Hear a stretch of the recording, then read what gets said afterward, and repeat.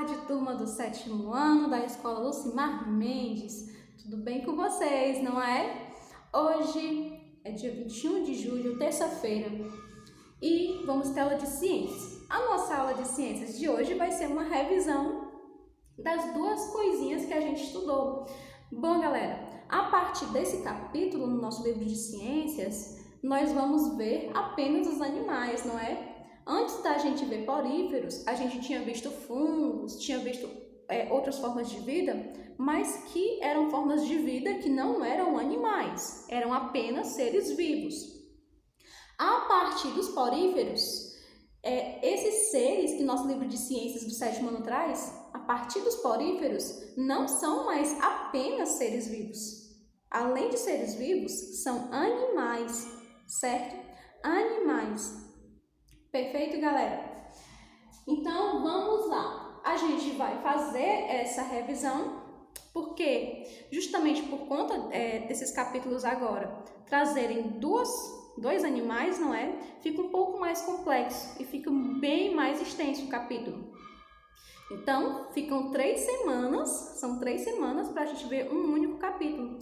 Mas é justo, porque são temas mais complexos, a partir daqui, não é? Então é interessante que a gente faça um capítulo falando só de um animal, um capítulo não, uma parte da aula, né, do capítulo falando de um animal, e o outro capítulo que fala de outro animal, não é? De outro filo, a gente fala na outra aula. E na terceira aula a gente junta as duas coisas e faz aquela revisão, como a gente está fazendo agora hoje, certo?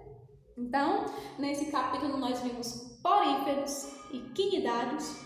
Então, começando pelos poríferos, vamos relembrar por que os poríferos têm esse nome? Poríferos. Por quê? Porque eles são cheios de poros, eles são repletos de poros. E tem alguma semelhança, né? Poros, poríferos, poros, poríferos, tem a relação, né? Então, justamente por isso que eles têm esse nome.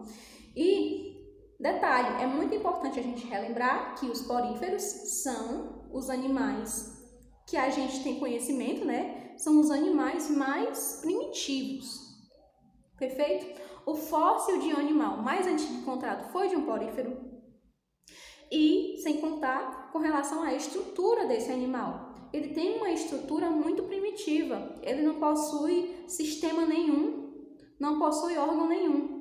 Não tem cérebro, como a maioria dos animais que a gente conhece, não é? Não tem cérebro, não tem coração, não tem sistema, não tem rim, não tem fígado, não tem órgão para digerir a comida, perfeito? Então, sem contar que ele só come, só se alimenta de nutrientes da água, né? Justamente porque ele não tem um estômago, perfeito? Então, muito importante lembrar disso. Todos nós somos descendentes das esponjas, que são os poríferos, certo? Vamos falar um pouco da estrutura, vamos relembrar a estrutura, porque é uma das partes que mais caem nas questões e nas provas, inclusive. Daqui para frente vocês vão ver bastante esse tema. E nas provas que vocês vão ver mais à frente, de Olimpíadas, vestibulares, sempre cai. Vamos lá. Epiderme. O que é a epiderme? É a camada que reveste um animal, não é? Essa é a nossa epiderme, né? Que é a nossa pele, que a gente não tem nos poríferos, né? Por que a gente não chama de pele?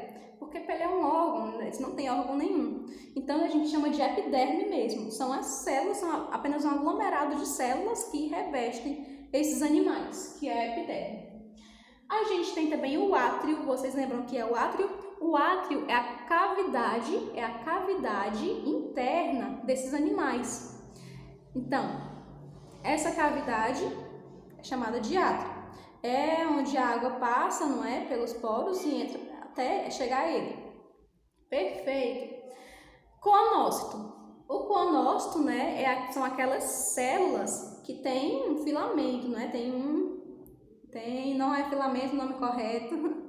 É aquela estrutura de locomoção que tem algumas células que revestem a esponja por dentro.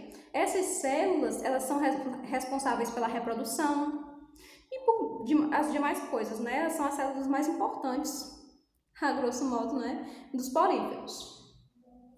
E o ósculo? O ósculo é a abertura de cima da esponja. É por essa abertura que as esponjas soltam os resíduos da digestão. É por essa abertura que elas soltam a água que foi filtrada, né? Então, é justamente essa abertura que fica em cima. A cavidade que fica dentro da esponja é o átrio, certo? Não confundam essas duas palavrinhas. Perfeito? Com relação à reprodução, só relembrando que ela se reproduz dessas duas formas. A forma sexuada é pela liberação de um gameta, não é? Pela liberação do gameta masculino. A esponja, macho no caso, libera o gameta masculino. A esponja que vai receber vai combinar o material genético das duas esponjas e daí se dá uma nova esponja. Então, essa forma de reprodução sexuada é sempre através da combinação do material genético. A gente já sabe disso. E a forma assexuada é pela liberação de um broto. Dentro do átrio, né, que é essa cavidade da esponja, surge um broto. E esse broto, quando a esponja morre ou quando ela consegue se desprender dessa esponja mãe, ela forma outra esponja.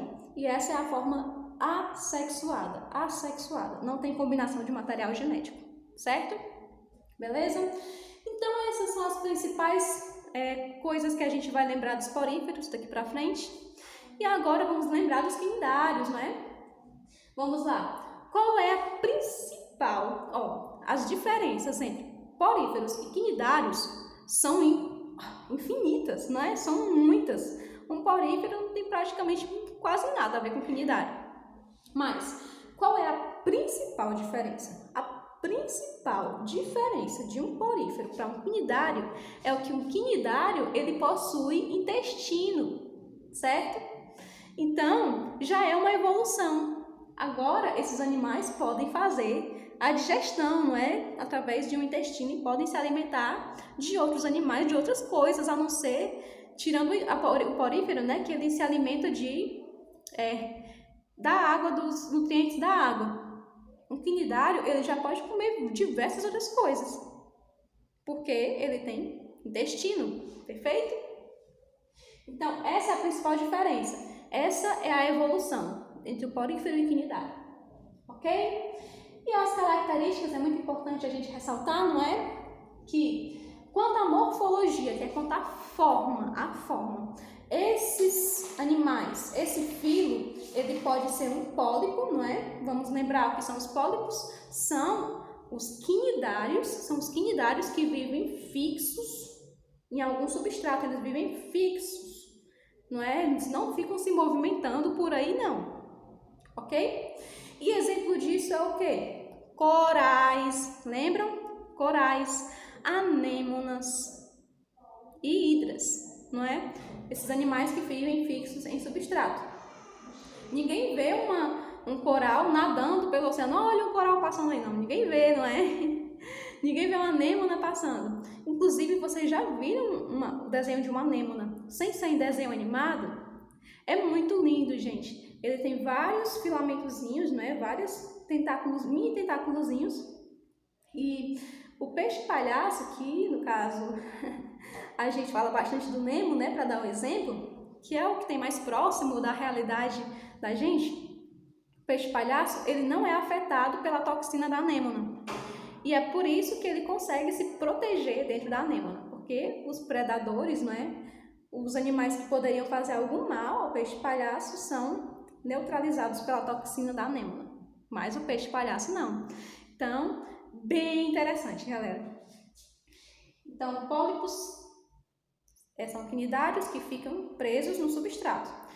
E as medusas são os quinidários que conseguem, né, se locomover, que se locomovem por aí, né, que são as águas vivas, certo?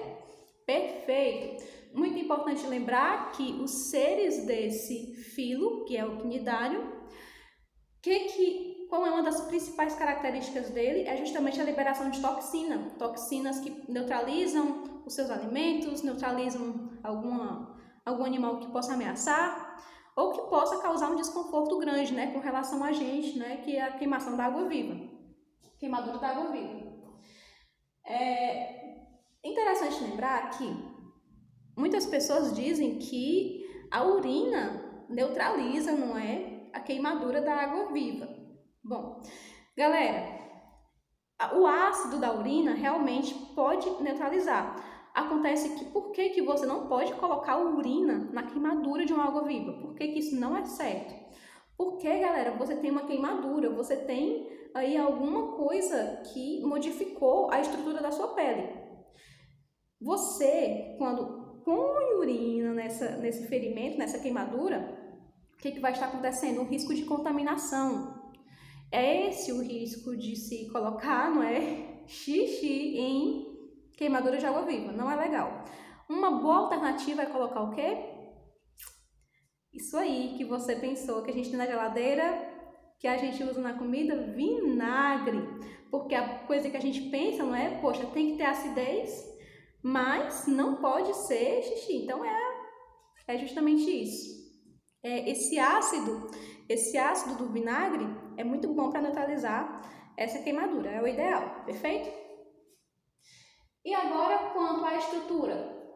A presença de tentáculos e a cavidade digestória, certo? Os quinidários, eles possuem esses tentáculos, não é? Aí você pode perguntar, tia, mas eu conheço um coral, eu sei o que é um coral, eu já fui pra praia, eu vi um coral. Ele não tem tentáculos. Galera, é porque nos corais não dá para perceber tanto isso, mas ele realmente tem umas pontinhas, certo? Aquilo ali faz meio que o papel, certo, desses tentáculos. A anêmona, por exemplo, tia, eu conheço a anêmona. Aqueles bichinhos, né, que ficam mexendo, são tentáculos? É como se fosse. E no caso também das águas-vivas, fica mais fácil de perceber, não é, que ela possui essa estrutura. Perfeito? E a cavidade digestória. Ok. E quanto à reprodução, da mesma forma, não é? Eles podem se reproduzir de duas formas, pela combinação do material genético, a liberação do gameta masculino, não é? Em combinação com o gameta feminino, e a origem de um novo quinidário, e a forma assexuada, que também é pelo broto. E uma coisa muito importante de se falar dos quinidários, da reprodução deles, é que eles possuem um ciclo metagênico. Muitos quinidários podem ficar alternando, de reproduzir de forma sexuada e assexuada, e assim por diante. Ok? Hoje vamos resolver os exercícios de vestibular e eu vejo vocês na próxima aula. Tchau, tchau! Até mais!